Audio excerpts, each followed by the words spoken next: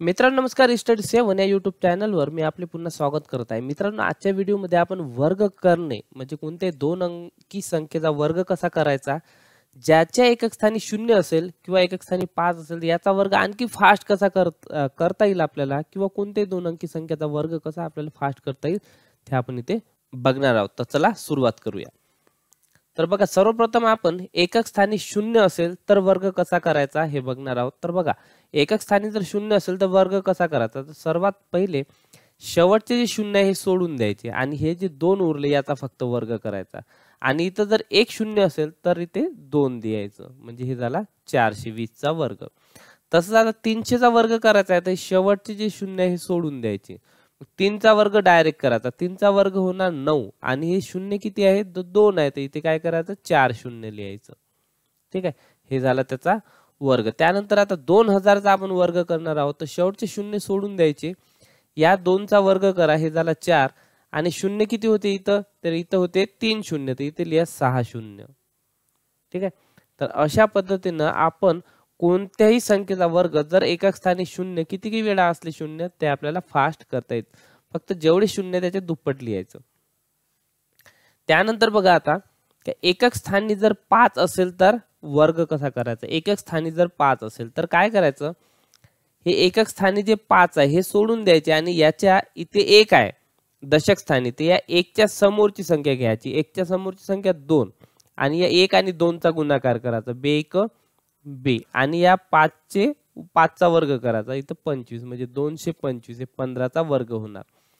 आता 35 चा वर्ग करायचा आहे, या 3 च्या समोरची संख्या घ्यायची, म्हणजे 4 3 12 झाले आणि याच्या पुढे 5 चा वर्ग म्हणजे 25 लिहायचं, म्हणजे 1225 हे 35 चा वर्ग. आता 85 चा वर्ग करायचा, तर या 8 च्या पुढची संख्या येणार 9, 8 9 72. ठीक आहे, आणि या 72 आणि याच्या पुढे लिहायचे 25, म्हणजे 7225 हे होणार या 85 चा वर्ग. असा आपल्याला कोणत्याही एकक स्थानी 5 असेल तर फास्ट वर्ग करता येईल. आता शेवटचा आपण इथे बघणार आहोत की कोणत्याही दोन अंकी संख्येचा वर्ग कसा करायचा फास्ट. ठीक आहे, तसं तर गुणाकार करून तुम्ही वर्ग करू शकता, पण लगेच जर वर्ग करायचा असेल तिथल्या तिथं आपण या पद्धतीनं करू शकतो. बघा, आता 63 चा वर्ग करायचा आहे तर काय करायचं, या 3 चा वर्ग घ्यायचा करून 9 होईल. त्यानंतर या दोन संख्येचा गुणाकार करायचा, 6 आणि 3 चा, sin 3 18 आणि त्याची दुप्पट करायची, 18 2 36.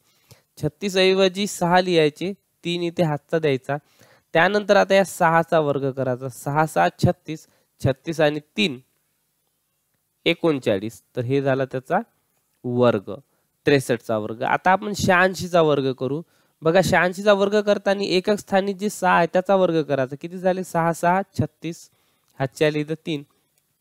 परत हे 8 आणि 6 चा गुणाकार करायचा, 8 म्हणजे 40, 8 संगम 48 आणि त्या 48 ची दुप्पट करायची. 48 दोन्ही होणार 96, 96 आणि 3 होणार 99, ते 99 शी 9 लिहायचे आणि इथे 9 परत हातचे येणार. ठीक आहे, त्यानंतर या 8 चा वर्ग करायचा, 8 8 64 अधिक 9 हे होणार 73.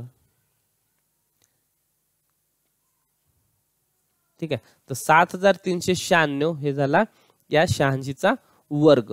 त्यानंतर आता आपण 47 चा वर्ग इथे करून बघू. तर या 7 चा वर्ग करा, 7 7 49, हातचे आले 4.